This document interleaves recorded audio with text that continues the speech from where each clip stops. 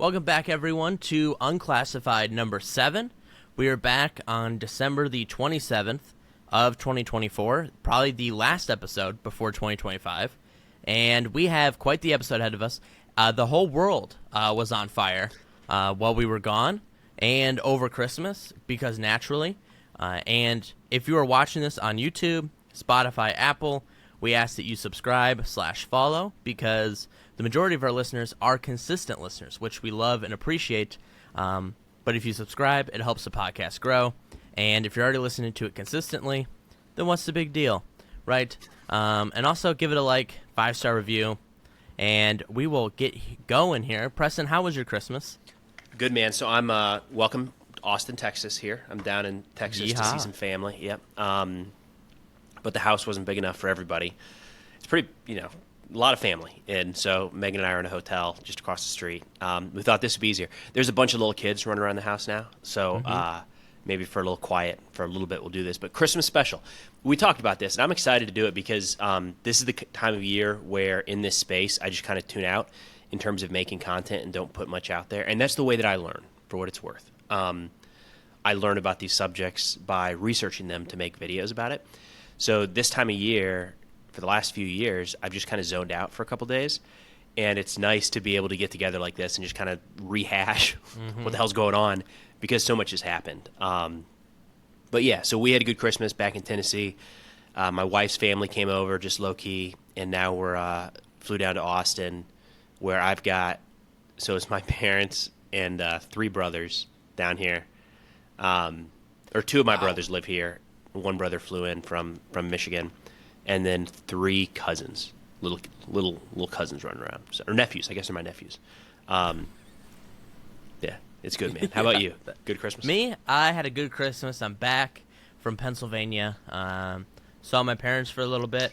It was good. 4 days is definitely enough time, and yeah. So now I'm back and I'm ready to roll. And now, Ben, you said it was okay that the hotel bed is in the background. I still feel a little weird about that, but I'm gonna go with it. I just want that on the record that I felt a little bit uncomfortable that the bed I slept in is in the video, but only so many you're options. in a hotel room. People don't think you slept on the floor. I mean, the bed's made. The bed, like a good military boy, the bed's made. Yeah. So I don't, what's the big to do? But before we start, this holiday season, everyone can get very lonely, and it often is a time of great struggle for a lot of people. So we do want to extend our sincerest condolences to our sister podcast, What's Happening Live, with Bashar al-Assad, who is now getting divorced. Is that, it's hard to keep track of what's actually real there or not. Is that genuine? Maybe it is. Maybe I fell for fake news. And truly, fake news is in the eye of the beholder, because I chose to believe it's real. Wasn't reported by the Times of London. So, to me, that was something real. So, if I understand right, that was he and his wife are in Moscow, following some domestic turmoil in Syria, and a little bit, yeah. Yeah, and she was there for a cancer treatment or something, some sort of medical treatment. Yeah, but the better treatment is in the UK, right? So, but she can't go to the UK while she's married to him because she would be arrested because of outstanding warrants against the Assad family. That was the way I read it, which is why I was like, oh, is that genuine or not? To where she's essentially choosing, I'm going to go get better care in the UK and leave the Assad legacy behind me. But I don't know. We might be debating the finer points of just completely fake news at this point, for what it's worth. I will agree with you. I was not sure if the cancer story and the divorce were real, but I just felt, you know what? Our hearts go out to friend of the pod, Bashar al-Assad. That's crazy. I mean, does that work, though? Hey, I'm going to get divorced from him so I can get better treatment. I don't know. I don't know. Yeah. If I was a law enforcement agent in UK, I would say, no, you just said your whole plan out loud. That doesn't work. So it seems easy to unravel. I don't know. Personally not a situation I've been in, but yeah, it seems like they could see through that pretty quickly. Yeah, well, neither one of us have been divorced yet, so here's to praying that Assad the international arrest warrants, that thing too. That too. Well, combination. Anyways, all right, so get into it, man, because we got a ton. Yeah, where do we want to start? Do we want to start with China, China. Manifest Destiny being back? Or do you want? Let's do China. I'm excited to get into some of the Trump stuff because that's we'll maybe wrap up with that because that's in 100% in the category of like, oh look, something else possibly crazy happened.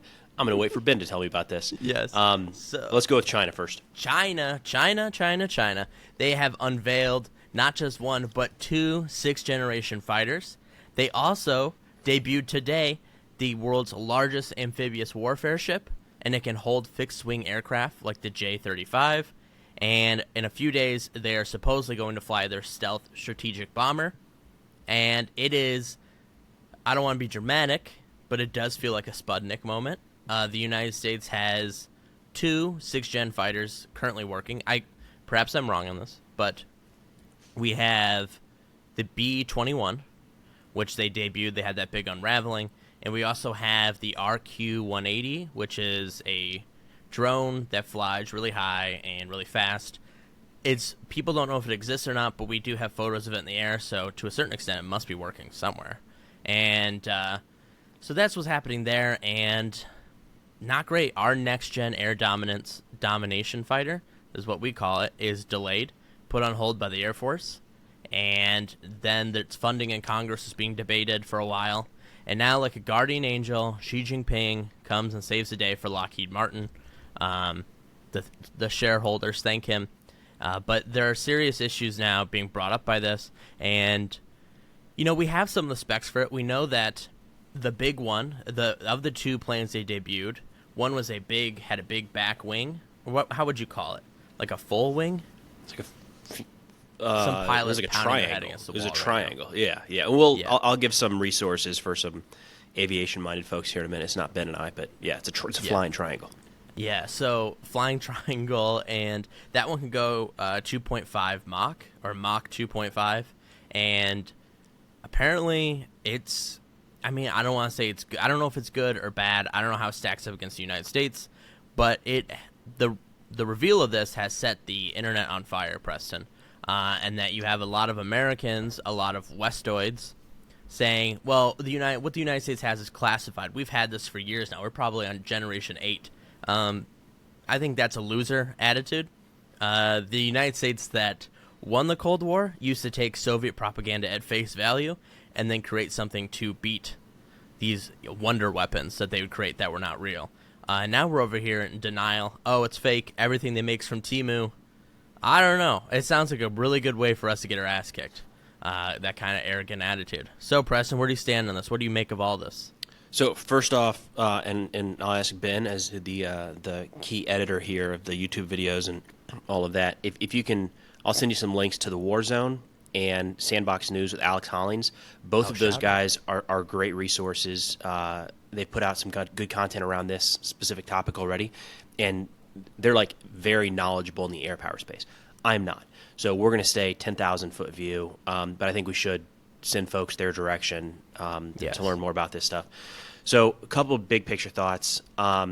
We don't really know anything about this at this point other than it's a shape that flies and it looks interesting. We don't know what's on board. We don't know how many China can produce. We don't know its capabilities, anything like that. So it's a ton of speculation right now. It's notable that China decided to fly this thing in daylight where it was highly visible, and clearly they were interested in a lot of videos and pictures coming out showing this. Now, I think it's worth stepping back for a minute talking about this 4th, 5th, 6th gen type stuff because it gets confusing, and it is confusing. There's not a clear definition for us normal people. There's not a clear definition of 4th versus 5th versus 6th gen. It's kind of a way that countries and defense contractors, if you will, identify like the next wave of aircraft, right, as they advance. What's the next best thing? So it's somewhat easier looking back. It's very hard looking forward because we're trying to lay out like what is the next generation fighter, and we're coming up with new technology. So like how can you lay that out as a requirement when the technology hasn't been used yet? But anyways, broadly speaking, 4th gen aircraft, think non-stealth modern aircraft, F-16s, F-15s, things like that. We got a ton of them. Kind of makes up the bulk of our Air Force and most militaries around the world. 5th gen, think that, but stealth. So in the United States, F-35s, F-22s generally fall in that category. And this is where like the production capability comes in, because Russia technically has these with the Su-57, but they produce like what, a dozen at this point? Yeah, so, they're artisan fighter craft. Yeah. Yeah. So that's a big piece of this as well. It's not just, this is different than nuclear technology, where like one nuke can change the game. So a country gets 3 of them, it's serious. You know, if you churn out a dozen 5th-gen fighters, like, yeah, that's serious, but how many F-35s, F-22s do we have, right? It's I believe it's in the hundreds at this point. Probably more. Again, don't ask me for the air power stats. There are, I believe we only have 100, 200 F-22s. After we just stopped production. We just, like, okay, well, we don't need this many. No one's ever going to rival us. So, yeah, the production piece is something that we clearly don't know that about China at this point. Russia struggled in that regard. But the 4th, 5th, 6th gen thing is a little bit confusing. I put it in the camp of there's a lot of speculation. It has the potential to be something very, very serious in the regards that they might be getting ahead of us in that realm, and we don't want that to happen. But I'd be a little... I don't know. Like, I'm seeing some of the air power guys really freak out, and I can't tell if it's because they're so in deep that they really know this stuff, or if they're so in deep that they can't see outside of this space, if that makes sense. It's like a horse in a hospital, kind of, is what I've gathered. That, like, all of a sudden, you know, the horse is in the lobby, and then it's on the 3rd floor, and you start to think, does the horse know how to use an elevator? I think that's kind of the concern here. Never heard that before, but yeah, checks out. Yeah. So I have been reading them. They also seem to be freaking out. That's why I believe, to a certain extent, it could be a Sputnik moment. I also think it kind of does put egg on the face of the military-industrial complex. And, of course, if Alex Hollings wants to come on here next week, I mean, he's the expert as far as I'm concerned. Yeah. We'd love that. But it does seem like their pants are down. The next-gen air domination fighter, not in production as of right now. They flew a prototype in 2020 and 2023. Now it's on hold, as I said. Congress wants to cut their funding. Pretty bad. And so I've seen some people, and I wonder how you stand on this. Do you think the military-industrial complex should be split up? Because after the Cold War ended, after the Soviet Union fell, they had this grand meeting, and they told them all, look, you need to consolidate because we can't keep this running. We have no enemies. And so Lockheed Martin used to be 2 companies, Lockheed and Martin. Northrop Grumman, which used to be Northrop and Grumman. And, you know, that's kind of how that's been going. Boeing, I believe, was just Boeing. I know they bought someone. There's been a lot of acquisitions, yeah. Yeah, apparently not enough to change the name, though. So, but yeah, so what do you think about breaking the military-industrial complex up into 2 so now they have competitors within each other? Or do you think we're so far advanced, what we're doing so advanced, that we don't need 2 companies, we just need one state company. Super company. Or quasi-state company, as Lockheed Martin is.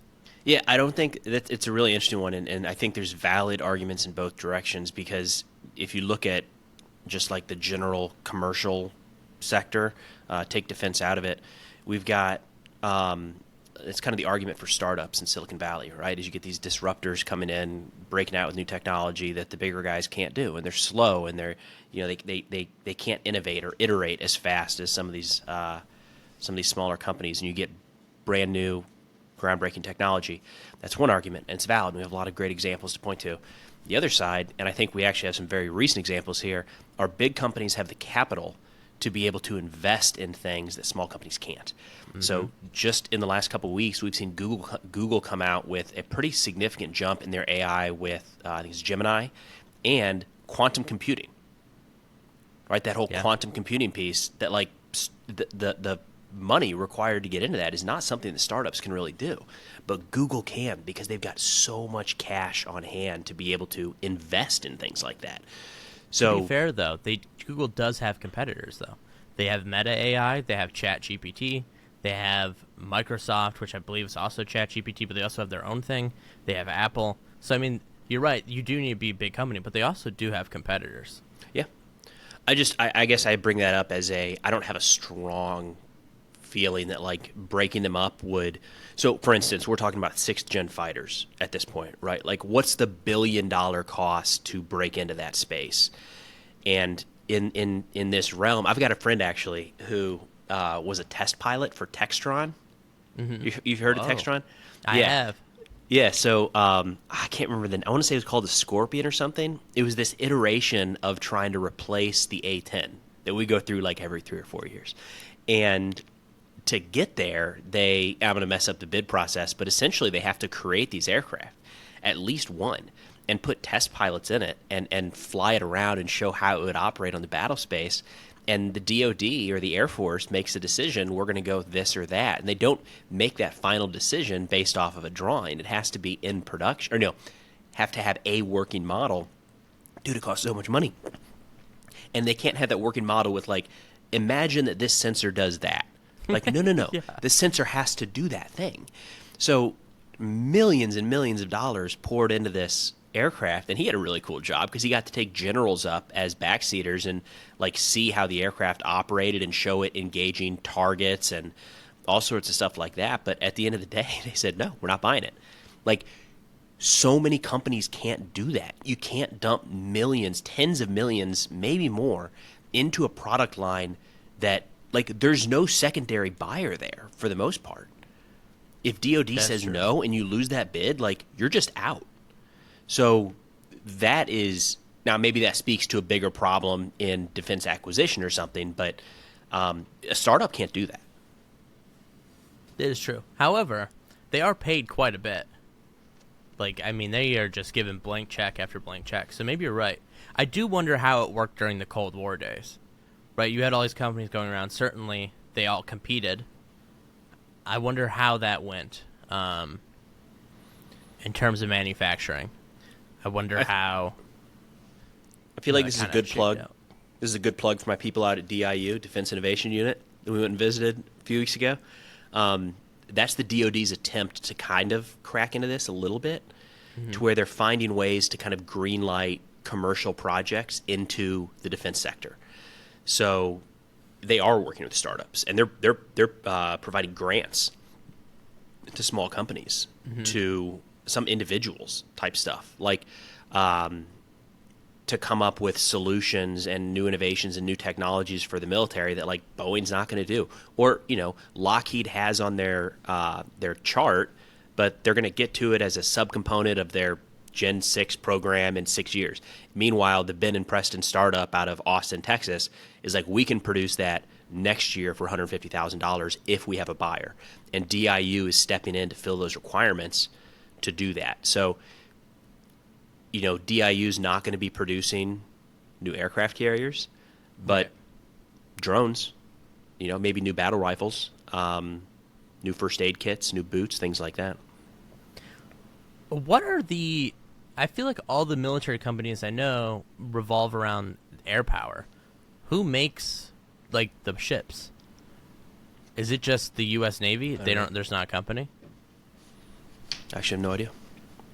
Yeah, me neither. They should work on their branding. If they want to sponsor us, feel free, because currently nobody knows who you are and they all think you're losers. So, but if you came on here, people would pay way more attention. Counter argument: they seem to be doing fine without any branding. So I don't know. Maybe that's the move. It's a psyop, Preston. We're trying to psyop pitch. them. Yeah, it's a bad pitch. Anyways, okay, so that's China. That's what's happening there. But do you want to go to the other side of the Eurasian continent and talk about what's clickety-clacking over there, or do you want to go to the Middle East? Let's do Middle East real quick, because I think we're going to spend a lot of time on Ukraine and Russia, and I feel like we can go down some real rabbit holes there. So let me hop into Syria real quick. Let's do it. There's not a lot of updates there. Christmas. And they celebrated Christmas. They did, which is a good sign, amidst some concerning signs from some doom posters, I should say, that they're starting to see a lot of civilians and Assad regime administrative folks tortured and executed. Now, I haven't seen that footage, and a lot of the people that I'm seeing repeat it are the ones that a few weeks ago were saying, do not root for HTS. These guys are Al-Qaeda 2.0, and we're not rooting for Assad to stay in power, but we're pretty gloomy, I'll say, right? Like, I've been trying to take the approach of, hey, it's something, and maybe it'll end up being better, but we got to keep an eye on it because these dudes got way too many close connections to Al-Qaeda and Islamic State. There's been a camp that's saying, like, shut up, they're bad, they can't be here. And it's that camp that I'm hearing talk about these atrocities. So I'm hopeful that it's not happening, but I think we need to keep an eye on that if there's a bit of a turn in how HTS is operating. That would be abnormal based off of what they've been doing recently.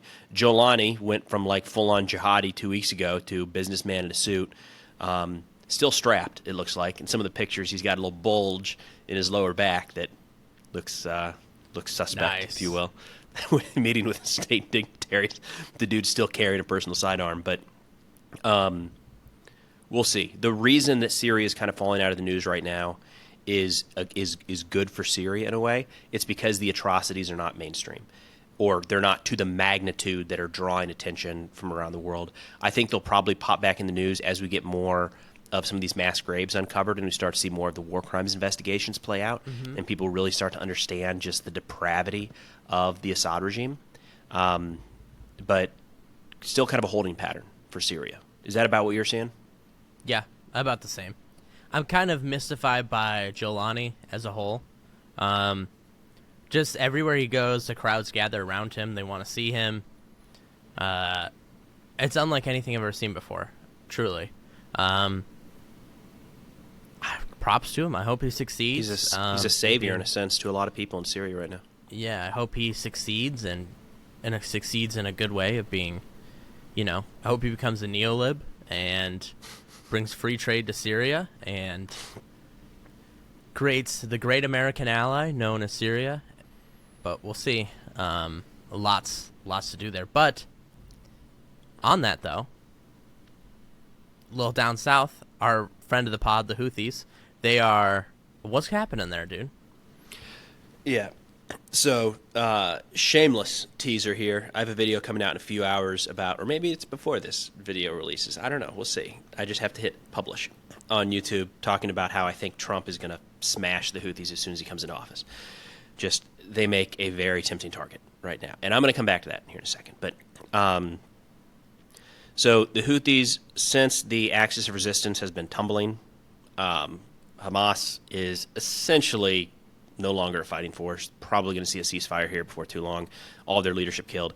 Hezbollah run out of power, the power that they did have in southern Lebanon. All of their leadership killed, plus more. The Assad regime is down and out. A lot of the Iranian-backed militias in Syria are kind of laying low, if you will. I think a lot of them fled back into Iraq. And the IRGC just kind of tripping over itself. Khamenei went on a Twitter rant this week that was just great.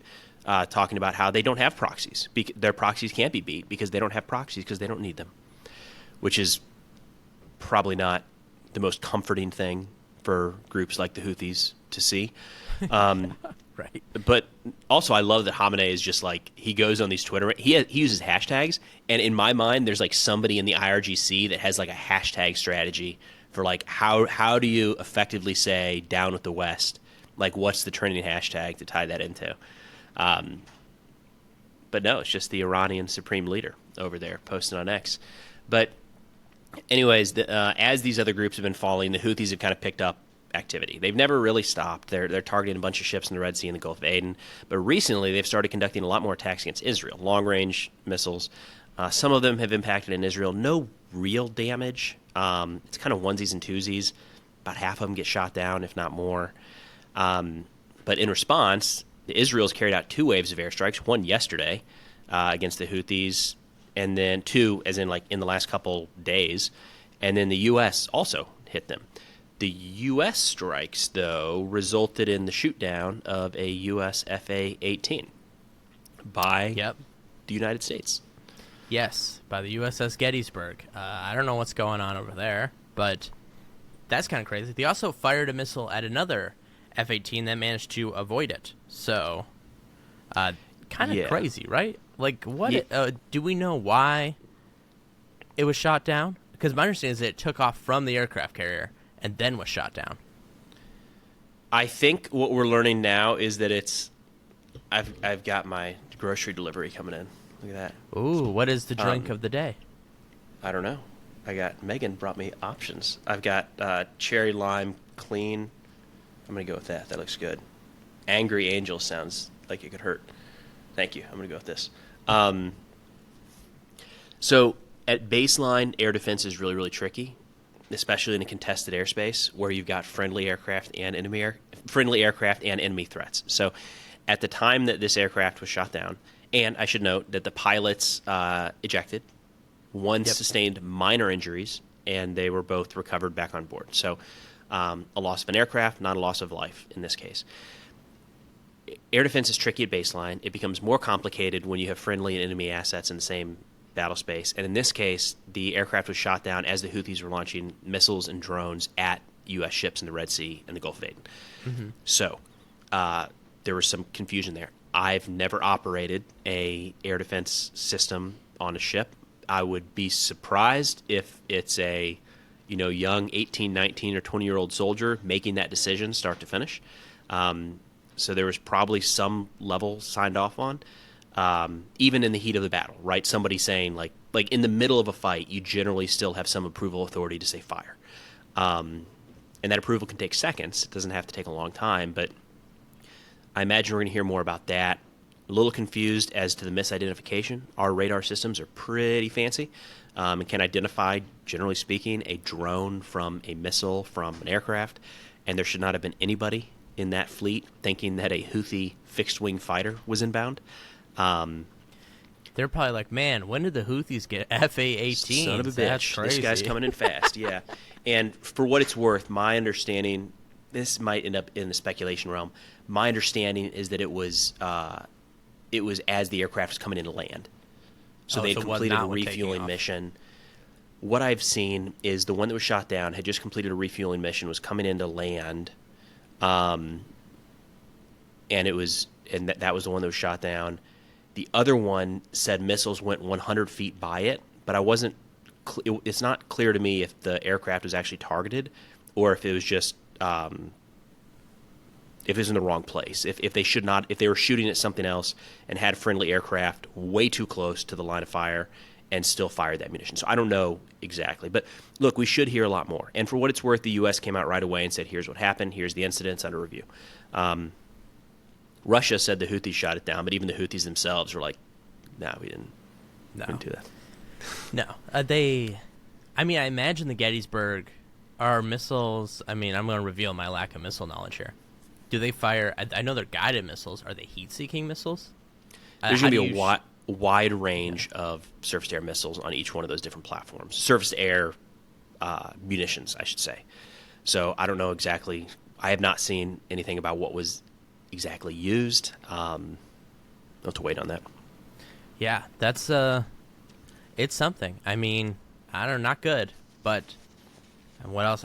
They haven't launched a mission since. The Houthis? No, the U.S. Navy has not launched a mission since the friendly I wouldn't fire. read too much into that. We've outside of one period of time, almost a year ago, we've generally not done back-to-back mission sets into Yemen. It tends to be a pretty big gap between. So I wouldn't read too much into the timing right now. But on the note of, I think the Houthis are going to catch some heat here in a few months, maybe a few weeks, because they just make for a tempting target, man. And the Saudis are. Nobody likes them. Yeah. They don't have any friends. So they've got a lot of enemies. They're actively shooting at U.S. and Israeli targets, as well as all the commercial ships moving through the Bab el-Mandeb Strait. They've screwed up shipping now for how many countries around the world and how many very wealthy individuals in those countries. There would be a little bit of an economic boost if we could get shipping in that area back to normal. I have a feeling Trump would like that. So a lot of enemies, not very many friends. The only person that would be genuinely upset that we bombed the Houthis would be the Houthis and the IRGC. So that's a wash. Yeah. Russia, they're not going to do anything there. They can't even keep Assad in power, and they have genuine strategic interests in Syria. In Yemen, the only reason they've ever floated the idea of doing anything with the Houthis is to poke the U.S. Not going to do anything seriously at this point. They're pretty occupied. And look, it's an easy target. Easy target, and people just don't care about Yemen. So limited air defense assets. Israel just carried out another wave of strikes, hitting targets all across Yemen. There's no real risk. I mean, the biggest risk apparently is our own ship shooting down our planes. And we just don't, this is cold. We just don't care about Yemen. There's not people protesting in the streets to stop the bombing of Yemen and to stop the starvation in Yemen. It's just not on the radar. So no domestic pushback, probably some international support for doing it, and easy targets. I just feel like for the Trump team, that's got to be top of the target list. Come in, say, look what we did that the Biden administration couldn't. Shut down the Houthis for a little while, opened up shipping in the Red Sea. I mean, my question is, what's he going to do? I mean, I feel like if they could have gotten rid of the Houthis by now, they would have. But they seem quite paralyzed by it. I mean, unless you're going to send troops in. I think an overwhelming air campaign could do something. We haven't seen that yet. And the Saudis, yes, the Saudis were bombing the Houthis for years and years. The Saudi Air Force is not the U.S. Air Force. And we have much broader, better, more lethal capabilities than they do. And we have not had a sustained, heavy air campaign against the Houthis. You can't take them out entirely without troops on the ground, but keep in mind a big thing for the Houthis right now is they're saying they're doing this to support the Palestinian people in Gaza, and they're only going to stop when the Israeli forces move out of Gaza and lift the siege, if you will, in their words. Hezbollah said the same thing, and now Hezbollah agreed to a ceasefire and has pretty much stopped any sort of attacks against Israel. So, yeah, it's ideological, but they'll also, when they face the right amount of pressure, will lay down their arms and stop. So I feel like that point is somewhere to be had with the Houthis. I just don't think we've been anywhere near it. Now, very valid question, can that actually be reached or not? We'll see. The interesting thing is, I think it's important to note because it always gets reported a year later, but there was a point last year where the Houthis claimed that they had hit a U.S. aircraft carrier. I believe it was the Lincoln. Yeah. And it turned out they had gotten pretty close, within 100 feet. The missile hit the ocean. So, I mean, they're definitely posing a threat to a certain extent. I think they can't defeat the fleet, but I think the biggest risk to the U.S. is if the Houthis get a shot off on the Lincoln, on the Gettysburg, on whatever. I don't know if the Roosevelt's still there, but he's the Truman there now. Yeah, the Truman. That's kind of embarrassing. I mean, that's embarrassing for the U.S. Navy, and definitely not something you want. This is something that we gloss over. In my opinion, it's to our detriment, but our air defense is so effective, especially against groups like the Houthis and the militias in Iraq and Syria. It's so effective in those capacities that we see very, very limited impact to our troops. But we have to keep in mind that they're shooting at us.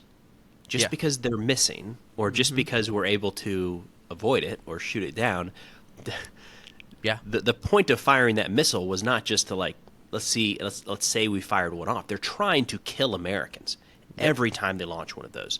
So it's not for lack of effort. And I think that gets lost at times because, again, especially against these groups, it's not China, it's not Russia, it's not North Korea, but especially against some of these groups, we're so good at protecting ourselves. But again, every single day now, for a long time, we have had American troops in harm's way on the receiving end of attacks by Iranian-backed groups. Yeah, absolutely. Without a doubt. The question is it worth the risk, the potential humiliation that could come from the Houthis making direct contact with the U.S. Navy? So that's why I think they make for a tempting target for Trump. They can go in and just... There's a lot left to be done in terms of how we could strike them and targets we could go after. There's really been no decapitation strikes against Houthi leadership at all. I think the strike today or yesterday by Israel supposedly killed 4 people, but all of the Houthi leaders are still there. And, come on, we could probably get a few of those guys. That is true. Somehow, some way. So I think that... Yeah, I think that there's a way for Trump to spin that as well, right? He campaigned on no new wars. Well, this is an easy one. This isn't a new war. He's going to wrap up an existing war. He's going to take a strong stance where the Biden administration couldn't or wouldn't. Any number of ways to frame this. This is a problem that the Houthis specifically, this issue of targeting ships in the Red Sea, it's been going back for a long time, but really it picked up under the Biden administration. So this, because of the war in Gaza. So this is something that an incoming administration could point to and say, it started with them, it ended with us. I think there's a lot of political power to be had in going after the Houthis. Let me ask you this. Now, how was the Somali pirate problem solved? Was it solved through investment in Somalia and essentially just became these young men who were getting off on boats and risking their lives just had opportunities at home? Or do we just effectively destroy the pirate cabal enough? I'm asking genuinely. It's not rhetorical. I have no idea. Yeah.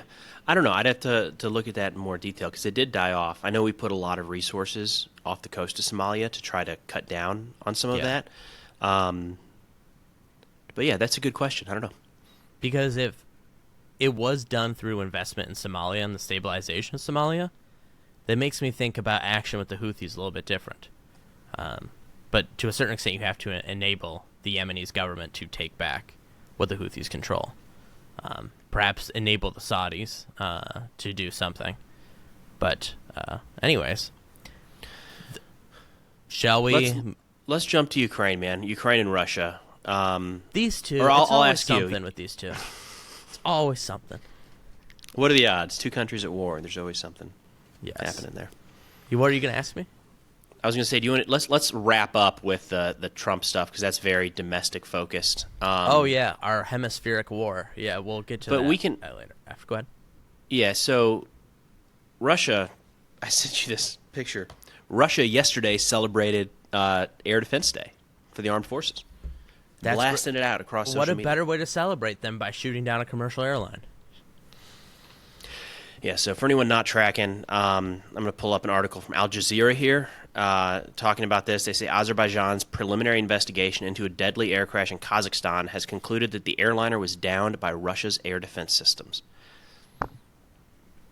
38 people were killed, wounded 29 others. The fact that people emerged from this, I'm sure you saw the footage. The fact that people walked away from this is insane to me. I was seeing Azeri media frame the pilot as a hero.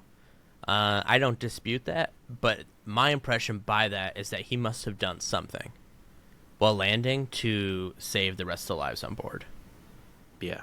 I mean, there's a fireball when the thing hits the ground. Yeah. And somehow dozens of people walked away from this alive. It's insane.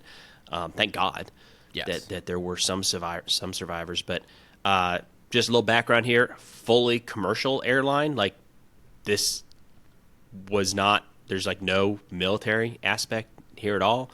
This isn't even like the Iranian flights into Beirut where people are like, wait a minute, I wonder if there's weapons on board.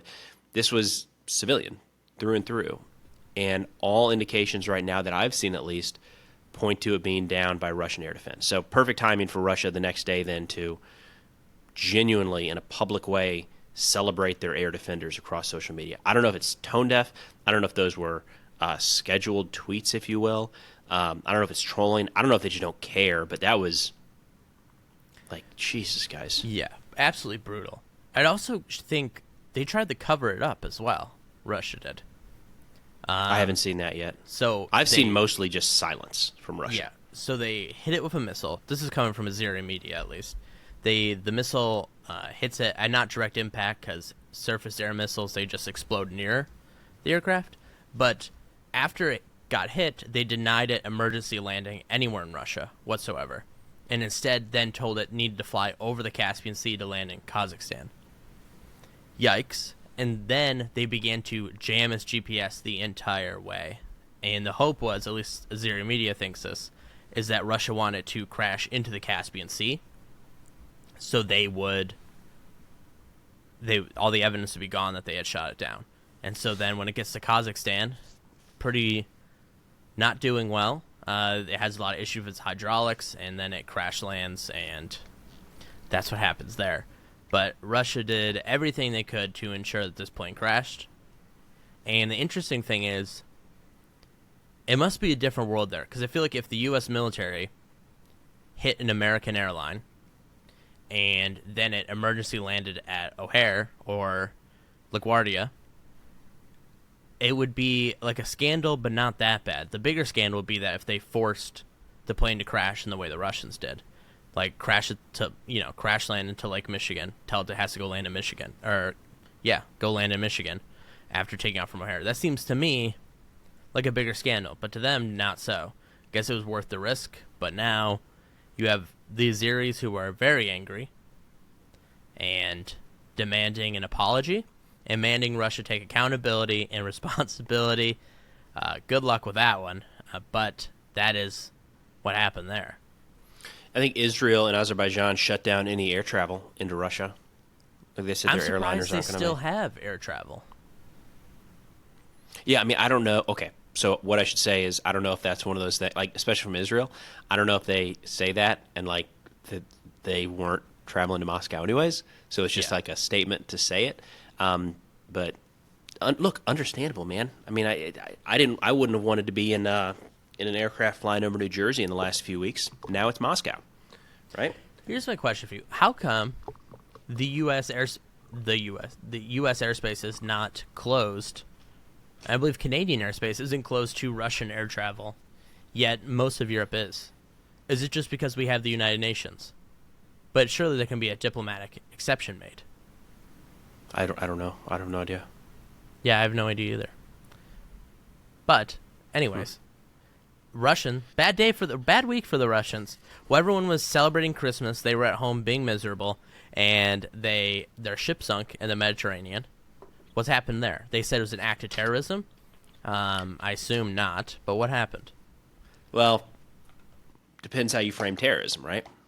So we have to keep in mind that Russia refers to anything that Ukraine does as terrorism, by and large. Anything in Syria is terrorism. Most of what happens in Africa, anything against Russian interests is generally viewed as terrorism. They are arguably more broad in their use of the term terrorism than the United States, and we've gotten pretty broad at times. Yeah. So we have to keep that in mind. My understanding is that there were reportedly 3 explosions on the ship. I keep seeing them refer to like the 14 survivors, but it wasn't clear to me if anybody was actually killed in this. It sounds like they could have just said ship, the crew. So I don't know that anybody died, because there were emergency vessels on site, helicopters and ships pretty quickly before it sunk. But yeah, a couple heavy-duty cranes on board. Russia doesn't have a ton of these. And I've seen some folks, I can't tell if it's just trolling or not, but it's people I respect, I'll say that, saying, kind of hinting that this was a genuine operation carried out by Ukraine. That was when I saw the headline and I read the story, that was my belief as well. I mean, especially if there's explosions, yeah. No other country has a ship and infrastructure that randomly explodes as much as Russia. And it wasn't really happening all that much before the February 2022 invasion. So there's been an uptick in arson, too. There was a big post on Rybar today talking about how to deal with the arsonists across Russia and all the police stations and shopping centers that are randomly catching fire. If you remember, right when the war kicked off, there were, it was like every other day, like a mall would go up in flames. And people were like, well, it's the building codes are different in Russia. And it's like, I don't know. I don't remember that many, like those are serious fires. And it seems like they're happening a lot. No. You just weren't watching it before now. Maybe. I don't know. They're right. I wasn't paying attention to Russian building codes ever. Big fire people, I guess. Yeah, but it's the same thing with a ship. Like, it's not normal for a ship to just randomly sink. And if there were any, the reports of explosions kind of tip it over. So, anyways, that's to me, that's where Russia is pointing to terrorism, is they're blaming Ukraine, which might have been responsible. That's, I'll take that bet. But what do you think about our friends, the North Koreans in Kursk here? What do you think about their cave drawing? So, for listeners, Ukrainian Special Forces supposedly uncovered a diary or a journal of North Korean soldiers, and in it they found them. They drew stick figures, and then they drew what appears to be a drone, kind of like a cave drawing in a way of showing that the drone was shooting at them. I've seen others suggest that the soldiers are showing that if they shoot it, then they can get a blind spot on the drone, and then the other person can shoot it. To me, it just looked like, aliens had come down from outer space and were shooting at them, and they didn't know what to do. But maybe it is the other way around. Did you see this, Preston? Yeah, man, I interpreted it as scary death from above thing. Yeah. What is that? Yeah. I still feel like we have to be careful with the North Korea stuff because it's all over the place right now. Mm-hmm. And it's very hard to... What it looks like is there's a lot of FPV footage right now showing close-range impacts against what look like North Koreans. The reason I say we have to be careful is because simply an Asian-looking man in uniform is not necessarily a North Korean right out the gate. So I don't want to group everything in that category. But some of these, like, something's up for sure. And I think we can pretty confidently say at this point that North Koreans are engaged in combat operations, or they are. I don't want to waffle on that at all. Did you see the video of the drone guy who was messing with the two soldiers? Who, one of them started shooting at it, and then he went down towards his buddy, and the North Korean soldier then shot his friend while trying to shoot the drone. Yeah. I kind of, to a certain extent, am starting to feel bad for them.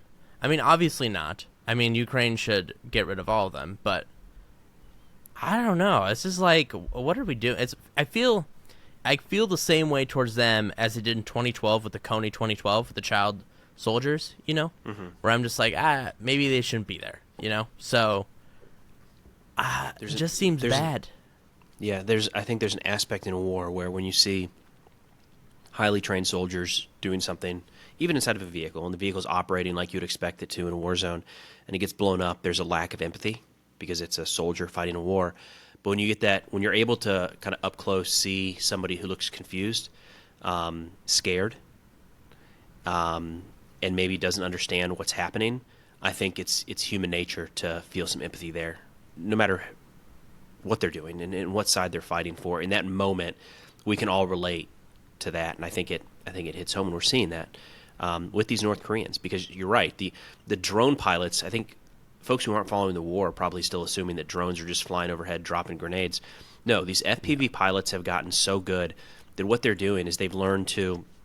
There was a Russian video last week teaching their guys how to dip, dodge, duck, and dive and dodge drones, right? Right when they come in.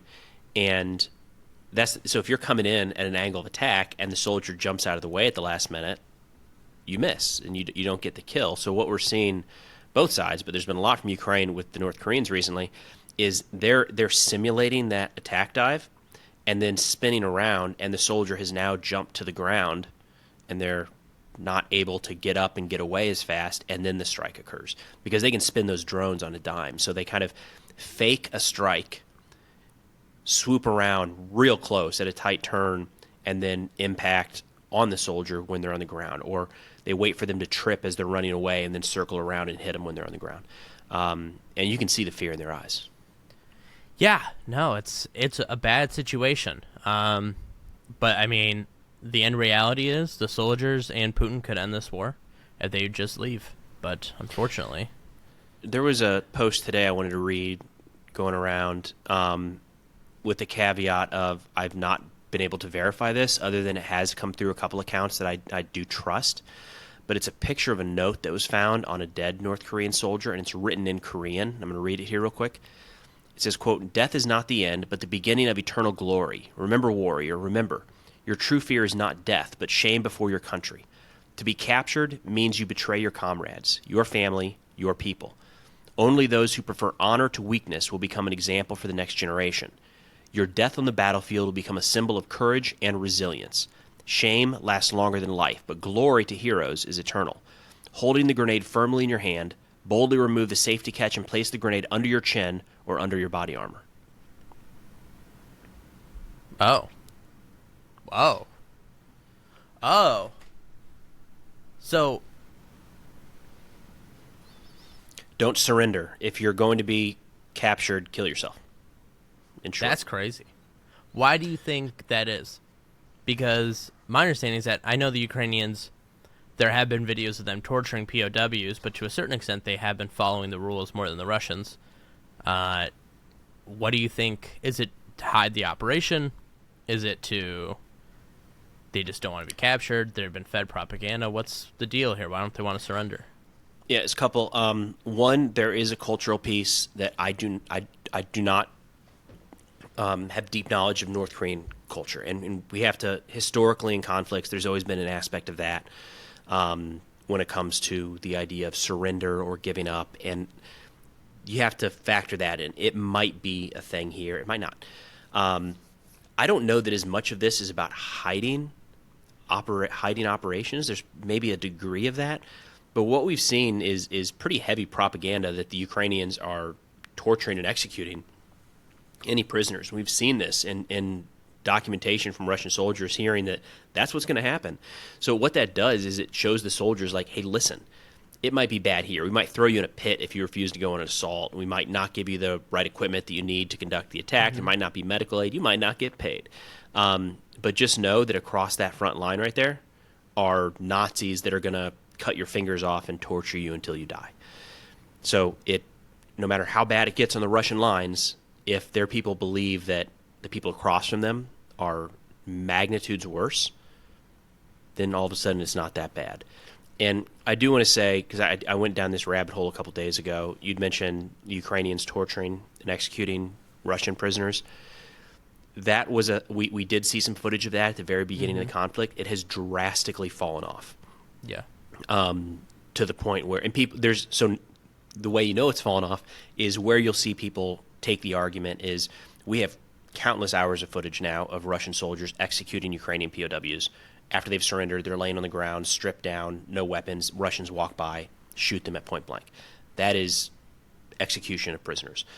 What we hear a lot of the Russians argue about are wounded Russians being hit with drones, which that's a far cry from somebody surrendering and having been taken prisoner. There's moral implications there. I got it. And then the other one is I'm getting sidetracked here. That's the big one, is the using drones to kill people after they've been wounded and maybe can or can't fight back, but they're still out forward at a Russian position. So more drones over the battlefield, more eyes over the battlefield, and we've seen a ton of Russian footage killing Ukrainian POWs and not the other way around. So, but that fear persists. I think Russia's really pushing that. I would fully believe it. Speaking of Russia, have been a problem. They cut the electrical cable between Finland and Estonia. What happened? Tell me about this. No, tell me about this. This is one of the headlines I saw pop up. I think it was Estonia. They asked them, like, are you going to talk to Russia about this? And they just laughed. They were like, what do you think? How are we going to talk to them about this? What did you see? From what I know is that there was an electrical cable cut. I don't know exactly how. I saw Finland say they thought it was a submarine. But that cord is cut. I'm glad the Finns and the Estonians are getting away from this, what I'll call German behavior, where they say, we don't know who possibly could have cut this cord. Obviously, we all know the answer. It belongs solely to Russia. No one else is going around cutting cords.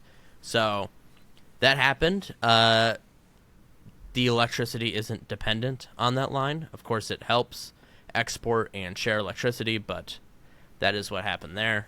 Just part of a larger pattern of them cutting lines. And it also, I think, brings us closer to NATO Article 5, because you remember they changed Article 5 to be cumulative. So if you are doing sabotage attacks all the time, then you are eventually going to get Article 5. It's, not one thing, we think of it traditionally that it needs to be one item to trigger it. Yeah. But now they're saying, no, it can be several. It can be you blew up this factory, you bent these train lines, you tried to firebomb commercial airlines at one point this year. I don't know. I think Russia's playing with fire here. I think they're correct in that perhaps this Article 5 cumulative thing won't happen till it happens to the UK or France in a major way, or the United States. And so as you see, you never really see that kind of thing happen there. It's always in the Eastern countries and never in France, UK, or the United States. Interesting. A story that was big, still is big in some arenas, but I feel like it's fallen off in this regard. Where did the Nord Stream stuff all shake out? Because I feel like I've seen different takes that it's the U.S., it was the U.K., it was Russia, and it was Ukraine. And it cannot be all those things at once. But I also feel like that has kind of fallen out of the news cycle. They just all got together and did it to fight climate change. Yeah, a Nord Stream party? Yeah. No, it was a Ukrainian paramilitary group. There are allegations that maybe Zelensky knew, maybe he didn't know. It's been said that they tried to stop him, that he tried to stop them. He told them not to do it. There are also allegations that the CIA told them not to do it. They still did it.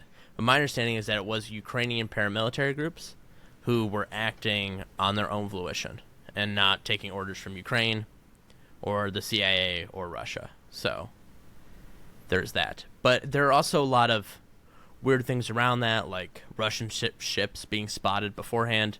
But the Germans believe it was a Ukrainian/Polish paramilitary group. So I feel like that hasn't gotten the attention that it deserves then.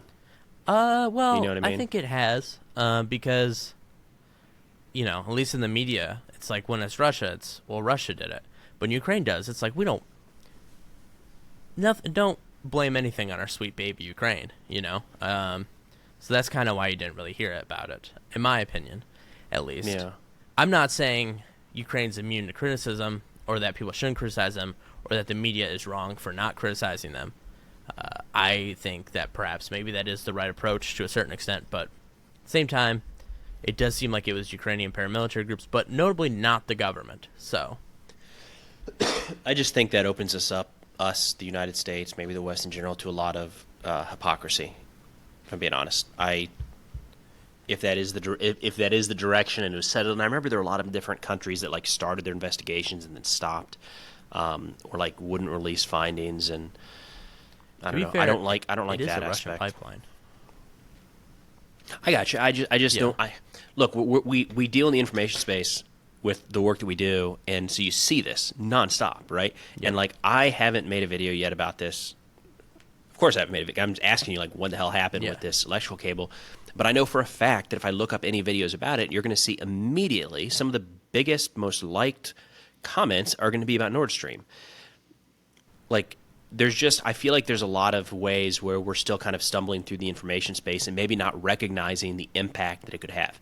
Or No, I agree. Maybe I'm overestimating the information space on the other side. I fully agree. Maybe they should have covered it more. I should say that the German indictments came out over a year later, so it's kind of remember that thing that happened? No, I'm just laughing. I like how I'm sitting here saying, I feel like maybe we should have held Ukraine more accountable, and Ben goes, yeah, they definitely should have covered their tracks more. The problem is they got caught. That's the everyone was Sweden. Everyone initially blamed Russia, right? And they probably should have covered it up better. But yeah, that ended up being Ukrainians. I don't think the Ukrainians are cutting the electrical cable lines or anything. I don't think paramilitary groups are doing that. It seems like it's Russia. They're the one who keeps doing it. They're the ones who have they coerce the captain of a Chinese ship to drag his anchor to cut broadband lines, and currently still surrounded by kind of waiting them out. I wonder how much food they have, or if they're giving them food. I don't know, because right now the ship is surrounded, has been for over a month now. So maybe they're using their new flying Dorito to deliver food supplies, and we just can't see it. But you might be right. I don't know. Eventually, these people are going to have to come off the ship and be interviewed. But so far, they're refusing. But speaking of NATO, speaking of surrounding ships, President-elect Trump. So here's an interesting thing. I've seen more people call him President Trump than President-elect Trump. And I think there is a ongoing debate, perhaps, in the media, in the press, in the writing space, about what his title is. Because the last time this happened was Grover Cleveland. President Trump is still President Trump. Before the election, he was President Trump. After the election, he's President Trump. And on January 20th, he'll be President Trump. So is he President-elect Trump? I don't know. I think he's actually just president-elect. I think he's just President Trump. I don't think he's President-elect Trump. That's one where I tend to use President-elect Trump still, but I don't. That's one where, like, we're really good now at reading into things, right? Like, how did you phrase this or that? That's one where I wouldn't spend much time reading into it because I feel like either one is totally acceptable. Oh, I fully Whereas agree. if it was Trump's first term and people were now calling him President Trump, I think that'd be a little bit different. Oh, I fully agree. I just saw the change kind of happen because at first everyone was calling him President-elect. And I saw the change happen. I was like, I guess you're right. He is President Trump no matter what right now. So, look, I mean, title aside, there's not a lot coming from the Biden administration in terms of foreign policy and stuff right now. Most of it. Where's Joe? Which it's kind of crazy when you think about, like, the big statements that are being analyzed and the plans and all this stuff. Like, I got it. It's going to be Trump in a few weeks, but, like, you know, the leader of the free world is still President Biden, and we're just not. I don't know. Fair. Maybe that is something you can read into, right? Maybe, I don't know. Not to carry water for Sleepy Joe, or not Sleepy Joe. I like him, but he's a little sleepy, and this is kind of par for the course. Always kind of been absent, always kind of been in the background. I think it's just more of a contrast because you're hearing about Trump all the time, and he just never stops talking and tweeting. So I think it's kind of the contrast is more on display than before, if that makes sense. Speaking of Trump talking and tweeting, I'm going to start with what I viewed as, like, the most rational piece here, and then move into the I can't tell if this is made up entirely or is it a troll. The first one talking about getting NATO members to 5%. Did you see that? Yeah, that is a lot. That is a lot. I don't think it. I mean, for an alliance on the verge of war, I don't think it's a lot. But I also think the United States doesn't even spend 5% on GDP. Right. We're at and 3.5. if we did, it would be quite. Right now we spend what, 2%, 2.5%, 3.5, I believe. Yeah, if we went up to 5, it would be the budget would get tight, right? It already is pretty tight. So, you start looking at the UK, Germany, France. I mean, these are economies that are not doing well. The poor people of the UK, they now live in a developing nation, and they. Wow.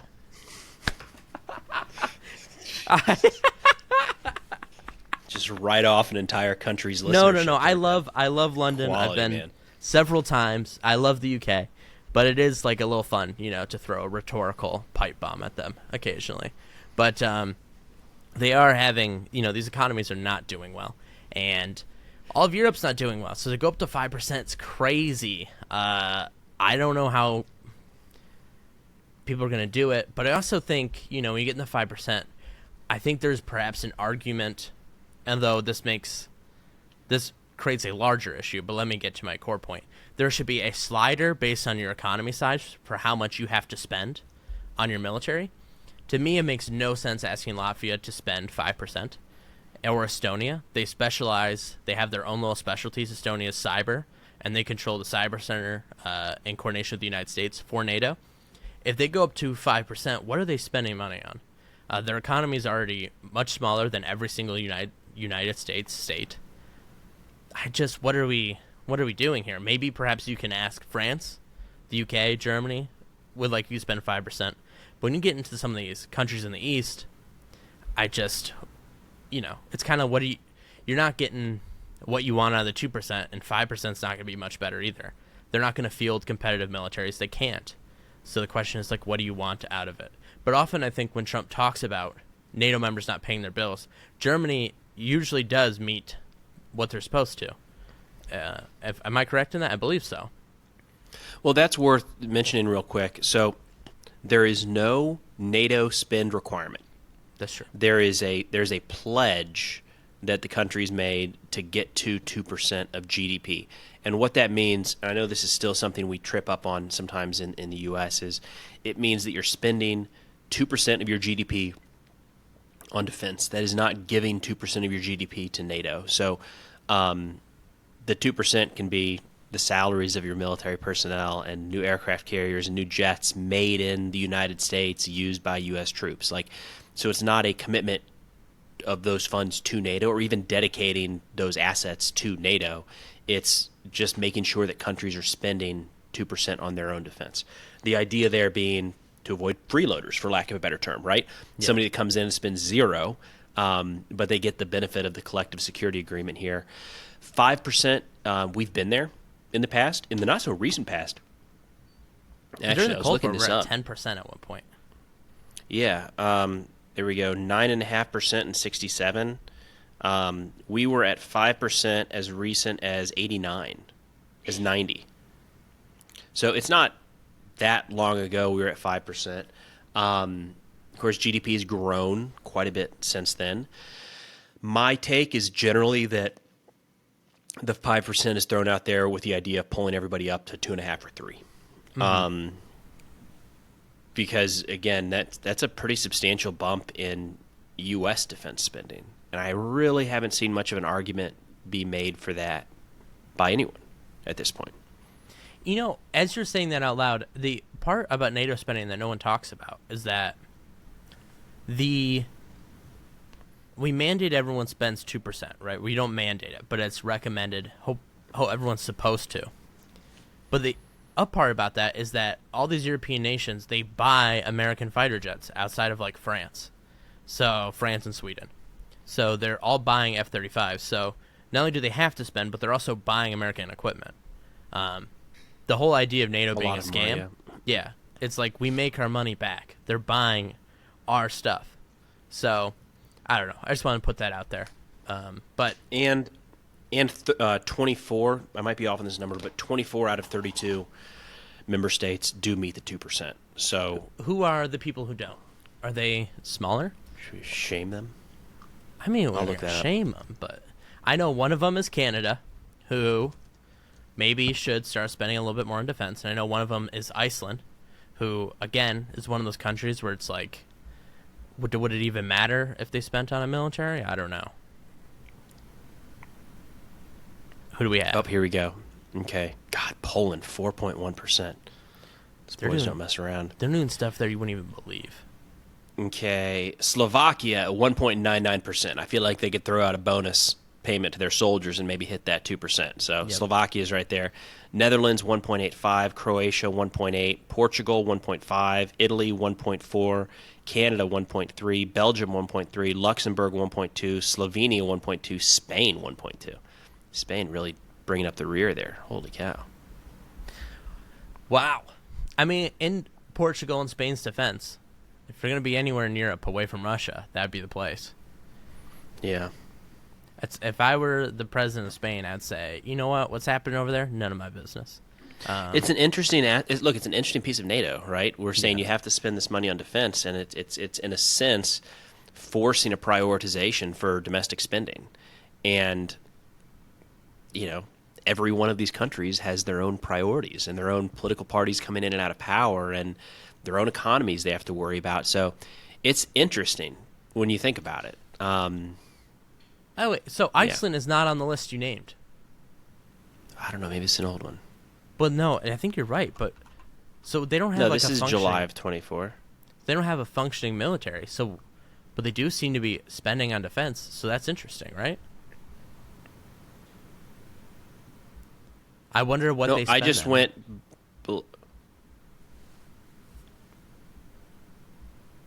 What do you got?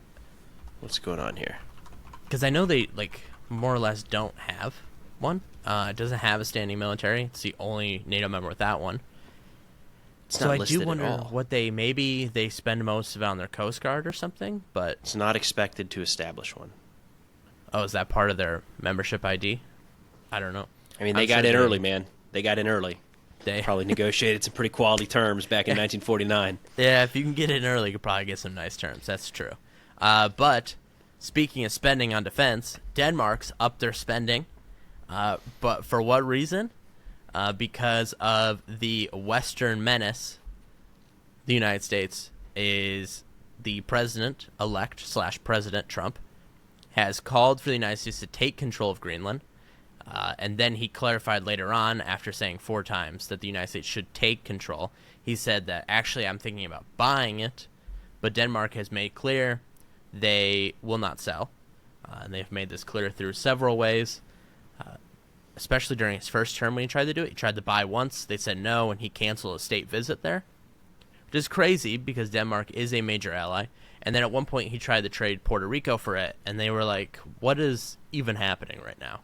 So, yeah, there's no denying that the United States taking control of, or having Greenland would be a benefit to the U.S. There's a lot of raw minerals there.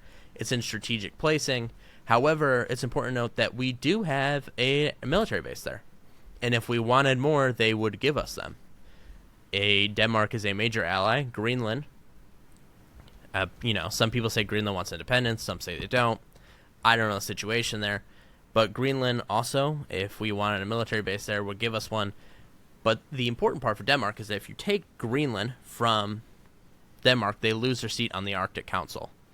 And I've seen some people say, well, we'll work that out. We'll keep them on the Arctic Council. But when you get into that, that gets weird, right? So, yeah, thoughts on taking Greenland before we get into the 3 other countries we threaten to invade? That is the thing. One of the look, there's a lot of, it's interesting to come up with what are the talking points, if you will, the rationale that people connect with when it comes to supporting Ukraine or not supporting Ukraine, and why what Russia's doing is bad. And we've seen a gambit, right, from protecting freedom and democracy abroad, or because it's the right thing to do, and we see that sometimes. One that I've kind of zeroed in on over and again is it's an imperial ambition. It's like the reason that Russia is doing this. It's not, they were not forced into doing it by NATO. They decided they wanted more territory and they're taking it. And I feel like I turn around and we're having, it seems like, genuine conversations about, yeah, we should take that because it would be good for us. And it feels like the exact same thing. So I'm, if I'm being honest, across the board on all of these, a little bit taken aback and not entirely sure how to react. It doesn't feel like a conversation we're going to be having anytime soon. I would support buying Greenland if Denmark wants to sell. I don't support taking it, and I also don't support any gunship diplomacy bullshit of trying to coerce them into selling either. How do you stand on that? Would you support buying Greenland if Denmark freely does it? I mean, I guess what I'll say is that sounds, buying an asset from another country sounds infinitely better to me than taking anything right now. It just, I have a hard time getting on board with the just taking something from another country. I feel like it really damages our credibility. Fully agree. I don't know enough about this subject to say whether or not I would be on board with bringing Greenland into the United States. I agree. I do think. Well, so I'll say this before we get into the other 4. The issue they had with Manifest Destiny was a few things. Number 1 was that they had nowhere else to go but into Canada or Mexico. And Canada was backed by the UK, right? And that was, at the time, the British Empire, a bit of an issue. The other part of it was that, and this is the unfortunate reality of American history often, is that what they would do as they went west is that they killed a lot of natives, and a lot of natives died of disease, which resulted in all states being a majority white. And when it came to Mexico, there were just too many people for the U.S. to genocide. And that is ultimately what the U.S. Congress decided, that they would not expand further, because the United States believed even then that if you take people, they have to become states, and they were not going to allow a state of people of color to happen. That is the stated rationale of the United States Congress, and that is why they did not. Wait, really? I feel like I've never heard any of that before. Dead ass. And so that is why they did not push any further into Mexico. They had ideas that will push all the way down to the Yucatan, but never came to fruition. There was nothing stopping Beautiful territory down there. Yeah. Nothing stopping them from doing it. It just, at a certain point, racism got in the way. So that is why we did not push any further. And this idea of statehood as a thing came into the way during the Spanish-American War, and that we took colonial possessions, of course, right? And Puerto Rico We had Cuba, which we gave independence to. We also had the Philippines, Guam, etc. Or I don't think we got Guam through that, but we got the Philippines, and a key part of that was that, there was that big movement we all learned about in history class where people said either the Philippines need to be given statehood or they need to be let go. And I think we're going to run into another movement like this where if we start invading countries, they have to become states. They can't be colonial possessions. And that will be that. The Americans, the question though, are the Americans of the late 1800s, early 1900s, are they still in line with the American consciousness of today, of that if you're going to be conquered, you have to become a state because we are the United States? And that was like the working contradiction to people that a young FDR believed, that, we can't have colonies. Thoughts? Well, let me back this off a second. So, yeah. Big picture, we're talking about random threats-ish or acquisitions related to Greenland, Canada, Mexico, and Panama. To get it all on the table. What is the counter argument for this? Like we talked about with NATO, this everybody get to 5%, and like, well, they're not going to. Like we might not even. Yeah. So maybe that's a move to get everybody to 2.5 or 3. What's that argument for this? Like what is the negotiating stance that is being taken here? I don't think there is one. To me, like you could say he wants better rates for the Panama Canal. I don't know. It went, at least to me, when you start threatening small nations like this, it gets very weird. Because Panama said the canal belongs to the United States fully. No, not to the United States. They said it belongs to Panama fully. Like, it will defend every inch of it. Colombia says we'll defend their territory. And Trump says we'll see about that. Starts posting images of the American flag over the canal. And then he keeps reiterating it day after day after day.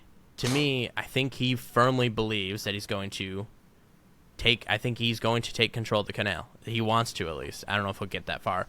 The key aspect you run into it there, so just blow the canal and there'll be no canal to control or to use, and then be a total self-own for the United States. But I don't think there's anything here. I think it's this. What is he gaining out of threatening to invade or take control of Greenland? Well, that's why I was saying, like, what is the negotiating piece here? Because just looking at Trump's last administration, generally what he would do, which is why it was so chaotic at times, was he would overstate what was going to happen or what he wanted to do, and then the end result would generally be less than that, but it would move the needle in that direction. So when looking at this, I guess I can kind of understand the Panama piece. The Mexico one, I mean, we can tie it into the flow of drugs, maybe immigration even, trying to get a better handle on that. Kind of saying if you can't control your side of the border, we will, although I'm not sure. From my understanding, it seems like Mexico's actually been doing a fair amount. Maybe there's more that could be done. But I don't know. I'm trying to look at this all through a negotiating perspective of, is this the ask? Is this the over-the-top ask, and you're going to dial it back? But some of them, like the Greenland one and the Canada one, I just can't figure out what we're trying to get there. So let's recap for the viewers here. So Trump is reportedly debating how much of Mexico to invade. He's calling it a soft invasion, supposedly. Those are always better than hard ones. Right. Whatever the fuck a soft invasion is. And he's also talking about annexing Canada in the sense that he keeps calling it the 51st state, and he keeps calling Prime Minister Trudeau the governor. It was, I guess, funny trolling at first, but now it's getting to the point where it's like a bit odd. He also called to take control of Greenland, and they also called for the Panama Canal to be handed back to the United States. The government rebuffed him, and he said, we'll see about that. So that's what we're talking about here. His argument for Panama, I don't get, because it's the same exact argument Putin used to take control of Crimea. Would you agree with that? Similar, yeah, in a lot of ways. Yeah. I can't get on board with that. I also don't think it really benefits us to run the canal. Just let it exist. It's also losing its value. They're in a massive drought. The lake keeps going down in levels, and the Panama Canal runs super, super slow now. There's a huge backup. Now, as for the Canada stuff, I mean, let's get into that here. Do we think... I mean, people always say you have to take him seriously, not literally. But when the president of the largest military on the planet starts threatening now 4 countries with what one could take as annexation threats, to a certain extent, it starts to look like gunboat diplomacy, and it also flies in the way of our rules-based international order that we created, you know? And it's not like one of these, what we did with Saddam in 1990 or in 2003. There is no international mandate here. It is just no one is going to support the annexation of Canada. It's not going to be a coalition of the willing, you don't think? No. And the interesting part about this is that it's fascinating to me he calls it the 51st state, because I always interpreted Canada would be multiple states, but he thinks it just needs to be one. I don't understand why it would be one. And do you think Americans could handle the Quebecois? Like, this is truly piece here, yeah. Truly the most strange thing in the North American continent. Do you think Trump has ever been to Quebec? I think if you told him about Quebec and the whole situation there, he would say, never mind. You're talking about how like it's its own kind of unique culture, it's and in French speaking, and everything's in French. The people speak French. The signs are in French. I think he would go, no way. I don't know. But when it comes to the soft invasion of Mexico, you could say it's about the cartels, but a soft invasion implies that we're moving troops across the border. I think that's a horrible idea. And I'll tell you why I think, and I'll let you speak here in a second. The reason I think an invasion of Canada and Mexico are really bad is that Mexicans and Canadians look identical to the majority of Americans. And how you're going to have an insurgency that makes the Polish resistance in World War II look mild. Okay, it's going to be Afghanistan times a billion. I just don't see. You can't identify these people. Most Americans speak English or Spanish. Some of them speak both. They all look alike. They blend in seamlessly. Our culture dominates both countries to a certain extent. There, honest to God, no way to tell them apart. I just don't know what the game plan is here, other than having to fight an insurgency and then letting Mexico and Canada become countries again. Now, I know people in the comments will say, well, you're taking them seriously, you're taking them literally, not seriously. This is the 20th time he said this. You have to a certain extent, you have to start taking it literally. And Denmark they've raised their defense spending. So what do you think, Preston? What is your read? Yeah, I think it's worth bringing this stuff up. Mm-hmm. I think it's worth hitting on, especially the aspects. There's going to be a ton going forward. So I think the stuff that relates to foreign policy, national defense, stuff like that, it's worth bringing up. However, I think it's still in the category of completely hypothetical and rabbit hole.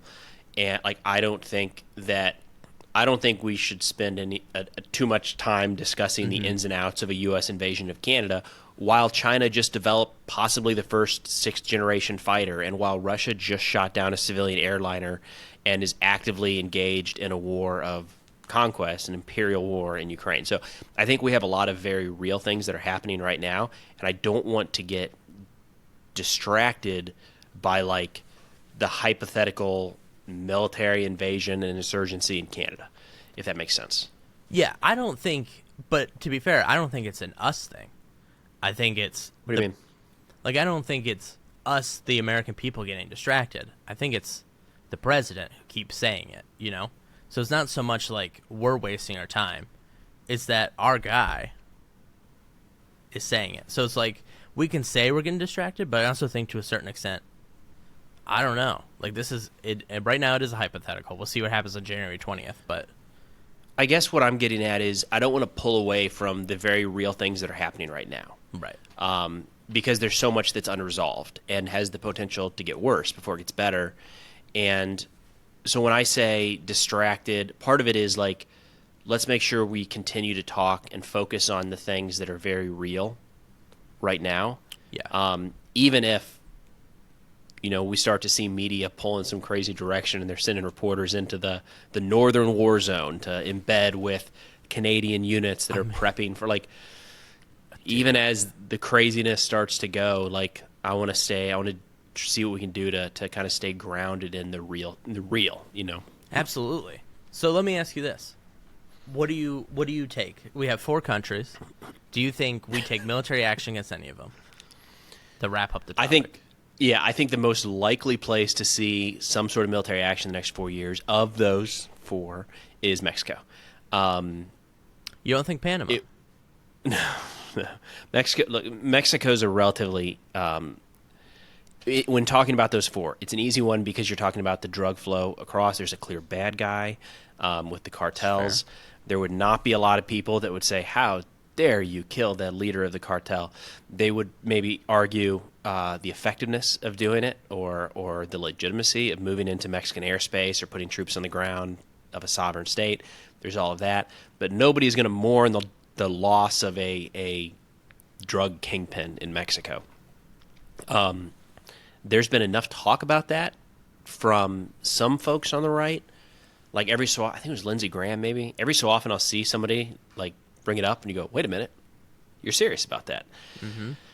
I don't think we're going to get into some large-scale conflict with Mexico, or in Mexico, I should say. But I wouldn't write off drone strikes against cartel leaders. I feel like that's very much on the table. What about you? I don't know. My belief would be, if I had to gamble, I'd say Panama, just because he seems to be working his way chronologically through American history. We were at Terrorism, then we're at the Panama Canal, but I think Panama seems like the easiest one, just because there will be no resistance. There'd be a large public backlash in Latin America, but I think with Mexico, what do you mean you're gonna do drone strikes in Mexico? I just don't. I don't think.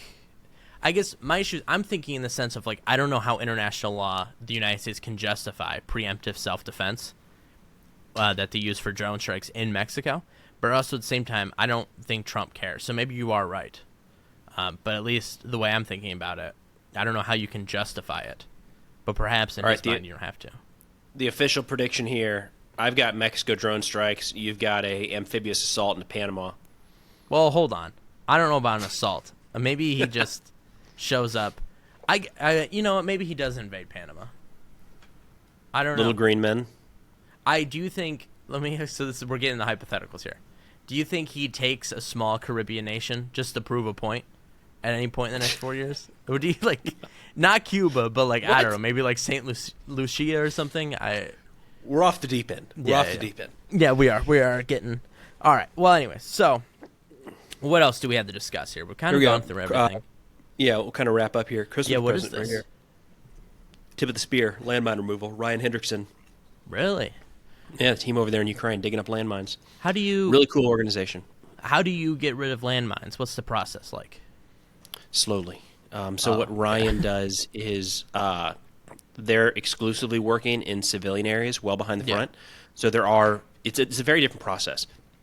If you're trying to clear landmines ahead of an assault, you have to know that you're in range of drones and artillery direct fire. So you're trying to clear landmines under fire, under enemy observation.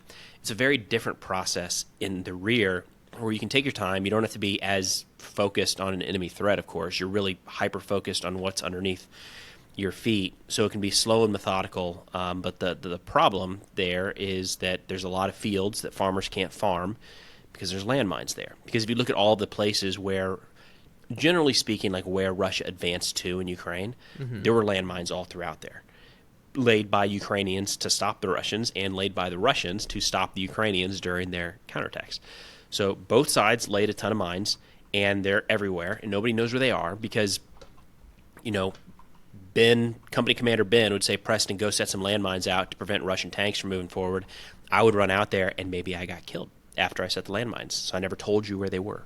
Or I forgot to mark them, and we moved to a new location. So Ryan's over there, former Army Special Forces, wounded in Afghanistan, combat engineer, or Special Forces engineer, and he set up Tip of the Spear. And they're digging up landmines, training Ukrainians on kind of civilian landmine removal. But, good group. Oh, that reminds me. Trump did say aid will continue to Ukraine. Did you see that? Yeah. Wow. That's how this week has been.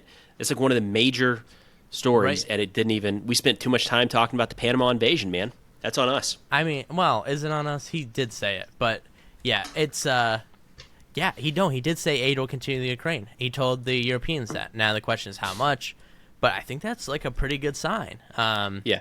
And I saw people jump out right out the gate that were like, yeah, of course, because this is what he's been saying. And it's like, listen, No, he is not. that is not.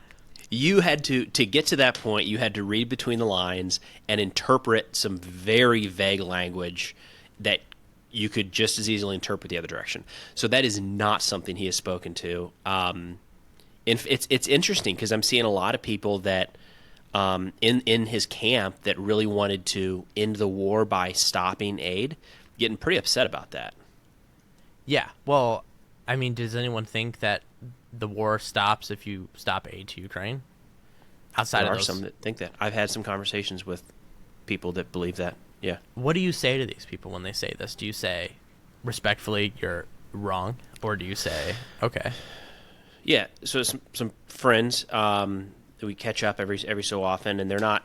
I would say they're not people hyper tied into this conflict. They're not spending a lot of time in this stuff that you and I are. They just have different priorities, and in their view, Ukraine cannot function without the United States. So the minute that we stop aid, the war comes to a close because they can no longer fight. They run out of ammunition, they run out of tanks, they run out of everything. And I don't think they understand two things: how much Europe is already invested in this conflict and how much they likely would increase if the United States backed out. It won't. It's hard to see right now that Europe would 100% backfill the U.S. military aid. I don't think that's on the table. Right. But you would likely see an increase. Second, I think that people that aren't spending a lot of time studying this conflict don't understand the will and tenacity to fight on with the Ukrainian people. Yep. They're not ready to lay down their arms by a long shot. And I think we would very quickly see them transition to a low-intensity type conflict, insurgency, if you will, long before they would just stop fighting. That could take years. I also think like I'm surprised that peace at any price has picked up as much steam as it has in the United States, both on the far left and the far right. That is surprising to me because I don't know, when you start talking about peace at any price, it starts to sound an awful lot like surrender, right? So that is interesting to me. I wonder how. Hopefully, it keeps aid flowing. The question is, do you think he'll try to alpha Putin and like just flood the zone of aid, as some have suggested, or do you think he'll keep the aid flowing, but perhaps a little less than before? I think my actually what I'll say is my hope is that there's a more deliberate path to an end of the war. Mm-hmm. I don't think we've had that. Yeah. I think from the get-go it was survival. What can we do to keep Ukraine in the fight? And it's kind of been that for a while. I would like to see aid not necessarily conditioned on an end of the war, but towards an achievable end state. And I don't know exactly what that is, but like an achievable end state is probably not Ukraine retaking Crimea by force. So, all right, if that's not a viable option forward, what is, and what can you resource to get them there? It might be 24 more F-16s. It might be simply air defense munitions. I don't know. But, like, we have to resource an effective plan. If we're just resourcing survive, it's could be never-ending. Do you think, I mean, this is my view, I think there will be a true end to the conflict, and only a true end to the conflict. Otherwise, I think it's just going to restart and go until it's NATO versus Russia.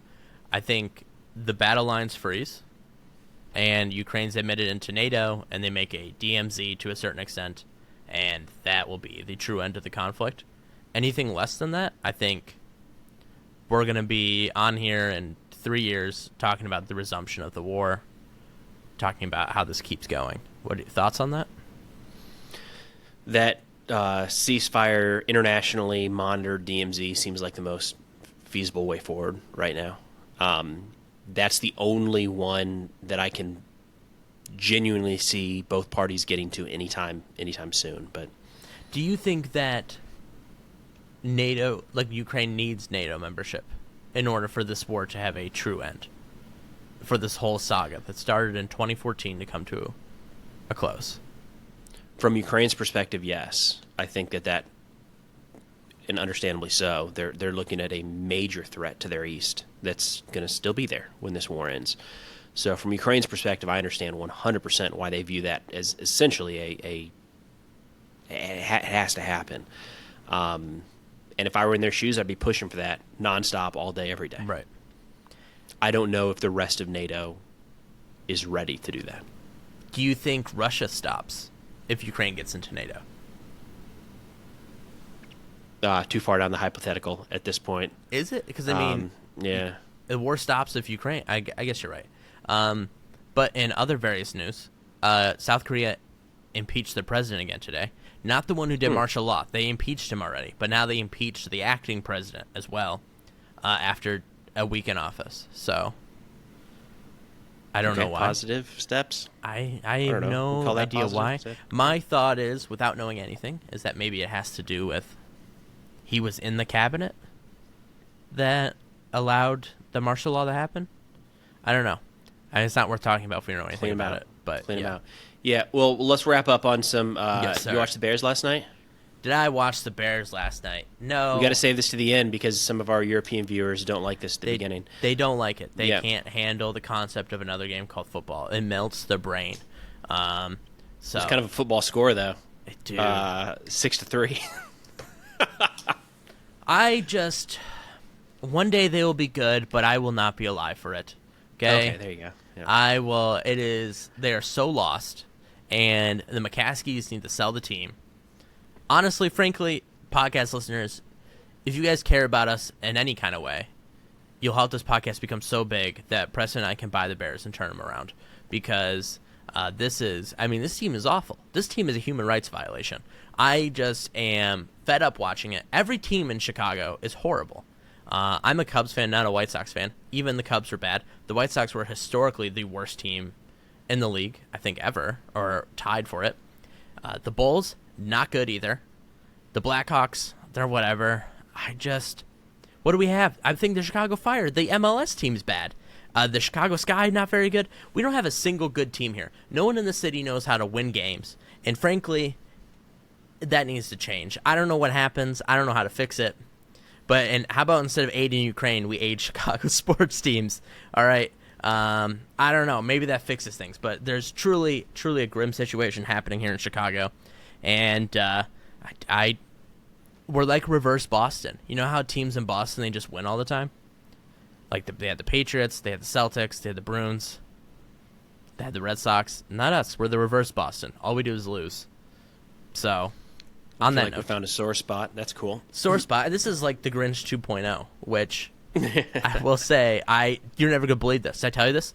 I went to Portillo's. Everyone loves Portillo's here in Chicagoland. Do you have Portillo's? Yeah. Thoughts? No, we talked about it recently. Yeah. And we missed Portillo's. Yes. And the Grinch, it was like the day after we recorded, the Grinch handed me my food there. And he gave me that look, and I was like, oh, no. So it tied into my complaint that the Grinch is not a giver, he's a taker. But also, I was like, did he hear me talking trash, So...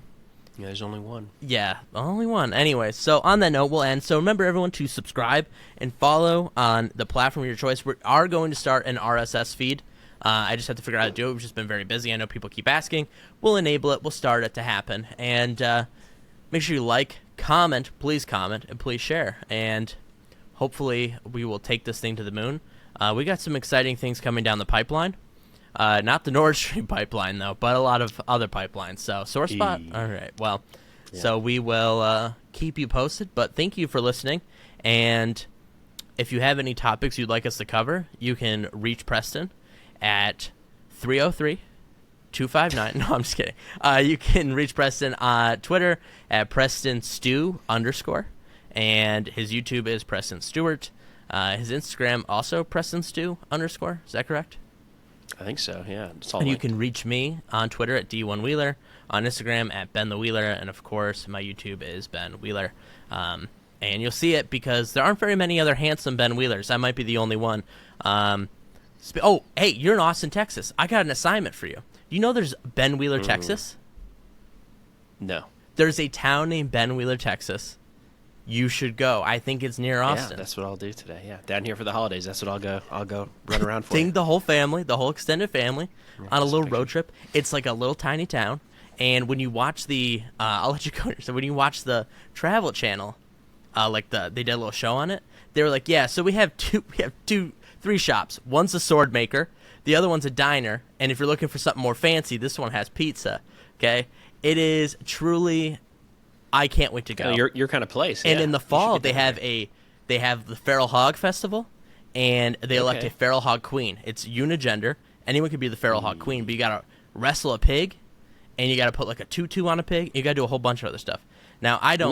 Look up when that is, and we'll come down and we'll do a live episode. It's the last weekend of October every year. I've been looking at it for 4 years now. Perfect. It's my birthday window. Really? We'll go. We'll celebrate. And do it, yeah. I do think when I go there, it'll be like Jesus on Palm Sunday, where they're like waving me the palms because I'm Ben Wheeler in Ben Wheeler, Texas. I don't know. You should expect nothing less. Yeah, have that as your benchmark, and we'll see how it goes. Anyways, folks, thank you for listening, and we will see you next time.